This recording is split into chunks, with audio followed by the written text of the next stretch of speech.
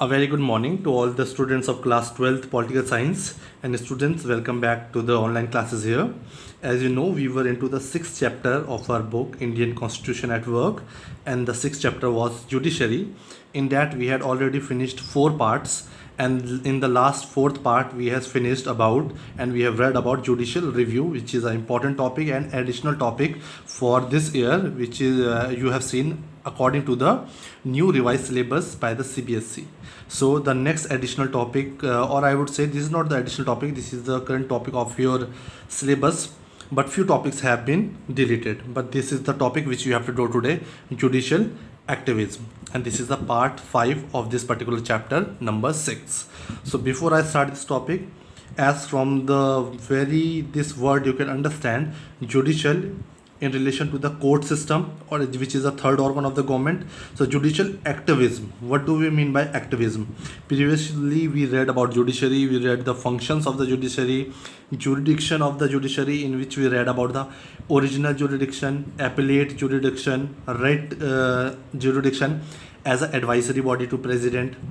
So these were the powers and jurisdictions of the judiciary. But then what is judicial activism? Here when the judiciary becomes active, okay, apart from the guidelines and the procedure and the articles and provisions of the constitution which judiciary has to follow, apart from them, when there is an imbalance in the society where the other two organs, executive and legislatures, are not performing their duties up to the mark as given by the constitution, so we are there are we can say violation of the rights of the citizens, issues related to environment, and many public interest problems where judicial has to come into action, or we can say it has to become active and has to come out and work out of its territory or jurisdiction for the welfare of our state, where there can be proper functioning of our constitution. As we said, it is a protector of the constitution,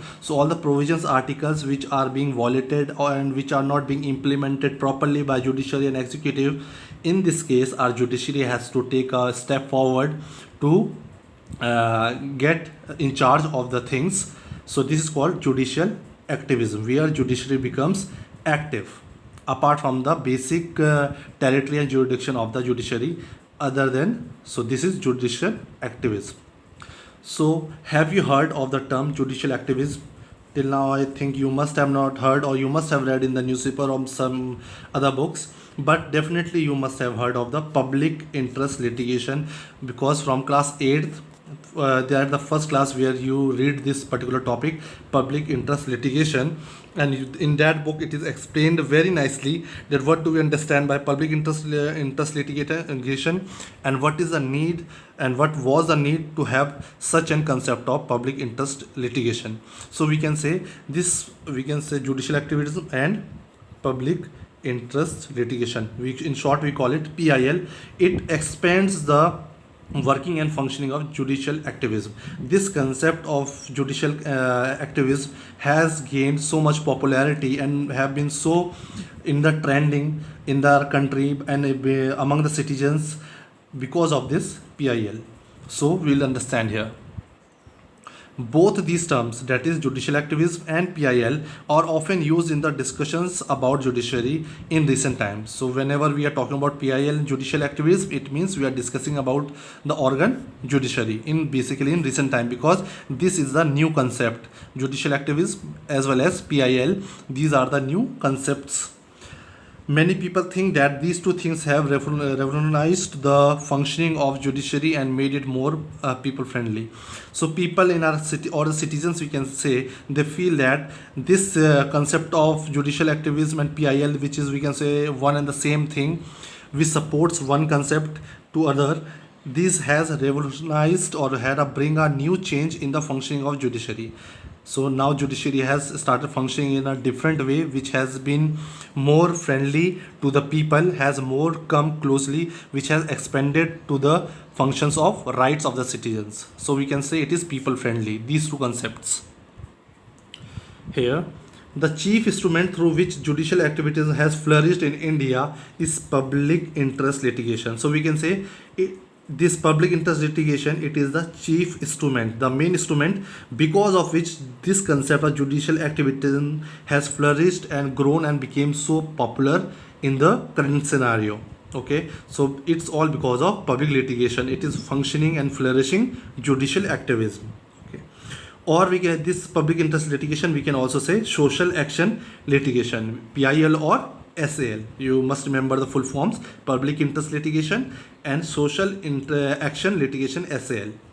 What is public interest litigation or SAL? It is one and the same thing, but popularly we use the term PIL. Okay, so what do we understand by PIL, as you have already learned in your junior classes, but let's revise. How and when did it emerge, and when this concept has emerged as PIL? In normal course of law, an individual can approach the law only if she has been personally aggrieved. If we talk about a normal functioning or the guidelines of the law, normal functioning of the law, the system was such that the individual who was facing the personal problem, or he was being discriminated, or his rights were being violated by someone, he had to personally go and file a case or a complaint in the court. But under PIL, that is to say, a person would have right to have violated, or who is involved in a dispute. It means, according to the previous procedure of the court, the person whose rights were being violated, or the person who was involved in the dispute, he himself had to go or move to the court to get justice. This concept underwent a change, but this old concept had a change in 1979. It went under a change, and there was a change in this concept as from 1979 onwards. After that year, 1979, the court set the trend when where it decided to hear a case where the case was filed not by the aggrieved person but by others on behalf of them. Here, the case was filed and he was given justice, but that case was not filed by the aggrieved or the person who was facing the problems or whose rights were being violated, but those case was on behalf of them, was filed by someone else. Okay, I hope you have understood. Like, there was a group in a society which was whose rights were being we can say violated, who were being not given justice. So, and they were so poor that they could not go to the court due to financial reasons, and they did not have time to go to the court because they had to earn their livelihood per day. So in that case, some social activist, journalist, lawyer, some social worker, these are some of the people who work for the progression of the people, or for the development and the welfare of the people. Such people, or such group of people, such organizations file PIL on behalf of the aggrieved person or group. Okay. And one important thing about the PIL is that, you can see here, as this case involved a consideration of an issue of public interest. These public interest litigations are the complaints filed for the public interest, where a large group of people are being discriminated or being violated, or being their rights being violated, or they face a lot of discrimination. So for a large group of people, in the public interest, it and such other cases came to be known as public interest litigation. Such cases are called public interest in the litigation because from its name itself we can understand such complaints are filed for a particular group who are facing problem. So this is public interest litigation. Around the same time, the Supreme Court also took up the case about rights of prisoners. This opened the gates for large number of cases where public spirited citizens and voluntary organizations sought judicial intervention for protection of existing rights. Up see here. After this concept of public interest litigation, as I explained you here, this opened the gate for large number of cases. Now here large number of cases started coming to the Supreme Court or the High Court through PIL, under which there were some cases like for prisoners who were in the jail, their basic rights were not given to them, the treatment with them was inhuman. To protect the right of the prisoners as well, there were certain PILs sent to the courts, and they got the justice for that big group of prisoners. So the people who participated here were, we can say, public spirited. They were called public spirited. They were not working and trying to gain justice for themselves. They had no selfish motive to help people, but they were public spirited citizens where they were the voluntary organizations. They sought judicial intervention for protection. They wanted judiciary to intervene to protect the rights of the people and to give them betterment of life condition, to give them good lifestyle. So we can say through PIL we got included and we called people who were, we can say, public spirited citizens who wanted to help the public, irrespective of their personal motive. They wanted to help to get their proper fundamental rights. They wanted their lifestyle to be good. They wanted to help poor. They wanted to protect the environment. It's written protection of the environment and many other issues in the interest of the public. So all the issues in the interest of the public were undertaken by the PIL, and here the people from different organization, activists, media people, lawyers, social workers, these were some of the citizens who helped the group of people who were facing discrimination in the various fields.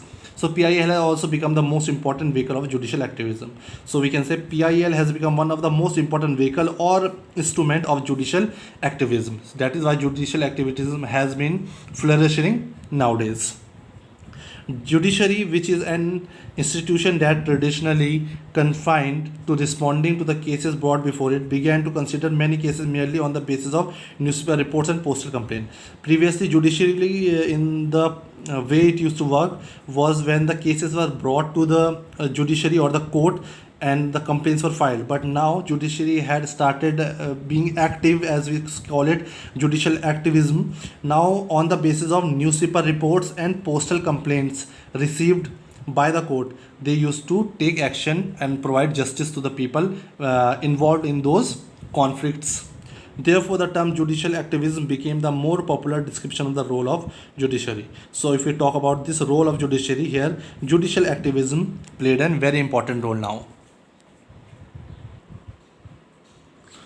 Through the PIL, the court has expanded the idea of rights. Okay, because of this PIL, now courts have expanded the idea of rights. Previously, the poor and suppressive groups or backward groups, they did not get their rights, and in fact they did not come up to fight for their rights, as they were poor. They did not have any financial support. They were illiterate, uneducated, so they faced a lot of problems moving to the courts, doing documentation work. But with the help of PIL, this idea of rights had been expanded, like clean air, unpolluted water, decent living, etc. These are also rights of a citizen of India. Everyone has the equal right on the natural resources of our country or of earth. So anyone who were being deprived of the clean air, unpolluted water, decent living conditions, they were also being given justice through this PIL. If I was standing near I would say a river side, and I see there was a lot of pollution on the river pollution, and I decided to send a PIL to court for the in case to river water pollution. For that complaint was being accepted and the actions were taken against it, because as water is very important for all the living organisms, so it is our duty to protect and keep water clean and fresh. It was felt by court and individuals as part of the society must have been the right to seek justice where such rights are being violated. Here it's written, therefore, we all have the right to have clean air, unpolluted water, decent living, are the rights for entire society. Therefore, it was felt by the court that individuals as a part of society must have the right to seek justice. So everyone has the right to seek justice, whether rich, poor, of any caste, any language, any place, but it should be a citizen living within the territory of India. He shall be getting justice through this PIL. Okay. Secondly, through PIL, the judicial activism of post 1980s period, the judiciary has also shown readiness to take into consideration rights of those sections who cannot easily approach the courts. For this purpose, the judiciary allowed public spirited citizens, social organizations, and lawyers to file petitions on behalf of needy and the deprived. As I told you, here PIL or the judicial activism, both these concepts played a very important role for the people who are uneducated, poor, backward, deprived of the basic facilities. Here they got an opportunity through PIL where they could get justice, or if they were being discriminated or their rights were being violated, they could get justice But for that, spirited citizens, social organizations like social activists, or we can say media people, or social workers, lawyers, such people who have the spirit for the citizens, who fight for the rights of the other people, they played an important role, as they can file the complaint or PIL, or they can file a petition on behalf of these needy poor people who have been deprived of the basic facilities. As they are citizens of India, they have the equal rights according to the constitution on every resource, natural and human resource of India. So on behalf of them, this was the time period in 1980s when these considerations were brought into jurisdiction. Now from here, it means judicial activism has also made an attempt to make electoral system now in the field of elections. Although this election commission is an independent body, but still here judicial activism has also made an attempt to make electoral system more free and fair, to keep elections more free and fair. Here court has intervened. Why? Here the court asks candidates, all those candidates who want to contest election, here court has asked them to file affidavit indicating they have to they have to submit affidavit under which they have to give their complete information regarding their assets, their income, along with their educational qualifications, so that the people could elect their representative based on accurate knowledge. So that the individual, every citizen, before giving a vote to a particular citizen, we must have the correct information of each and every candidate who is being contesting election. So we must know who is the exact person, what is his correct information. So this is also the role played by judicial activism in the electoral system. There is, however, a negative side of the large number of PIL. Now, this is the current concept PIL under this judicial activism, where judiciary is being too active and it has started interfering in the fields of executive as well as legislature, as they were not working properly, and many rights of the people were being violated, and there were no decisions and no help or no helping hand was given to the citizen of the country. So here we can say negative side of the large number of PIL and the idea of proactive judiciary. So as well as there was so many positive impact of PIL, there are some negative impact also of judiciary. In the first place, it has overburdened. The first negative point is overburden. As previously there were certain guidelines, there was certain jurisdiction, as we have read in our previous parts. So but now as judiciary became active, and we are talking about judicial activism, here it started doing all the work which came under the jurisdiction of legislature as well as executive. It started working for the environment as well, for the fundamental rights, making laws, giving justice. So it became overburdened. Secondly, judicial activism has blurred the line of distinctions between the executive and legislature. Now, this concept of judicial activism, where judiciary has become too active in our society to give justice to people, there was a distinction, as we have been studying, that the factors or the functions of executive are different, legislatures are different, and judiciary are different, as there were three different organs of the government.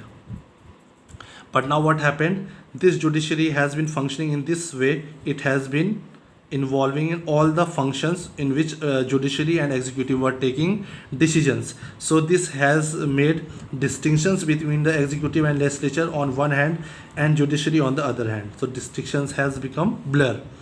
The court has been involved in resolving questions which belong to executive. So the questions and the functions which belong to executive, the decisions and the work is being done by the court or the judiciary now. So it has overburdened itself, and the distinctions which was made clear between these three organs, this has also become blurred now. For example, we can say reducing air, sound pollution, or investigating the cases of corruption, or bringing about electoral reforms is not exactly the duty of judiciary. These were not the functions of the judiciary previously, but when the concept of judicial activism came into being, as we saw with the help of PIL, there was expansion of the powers of judiciary. So it was much needed also, but still there are some problems coming up because of these concepts, as there was clear distinctions has become blurred now. There is overburden of judiciary. So these are matters to be handled by the administration. So these were the problems or the functions which I have read here. These were the functions to be done by the administration, okay, by executive, and laws were made to be made by the legislature, but under the supervision of the legislature. Therefore, some people feel that judicial activism has made the balance among three organs of our government very delicate. So the balance which was required between the three organs of the government, this has been imbalanced now because of this new concept of judicial activism. Although this concept is working very nicely for the people here, the concept of judicial activism has expanded the rights of the people, and democratic government is based on each organ of the government. So as we know, we are a democratic government, okay, based on parliamentary form of government. It is so here each organ of the government has separate power, separate functions. So it is important there was a proper division of functions and power, so the powers and the jurisdiction of others should not be violated. Judicial activism may be creating strains on this democratic principle. So there it can be a strain on this democratic principle. So with this we come to the end of this topic. Thank you.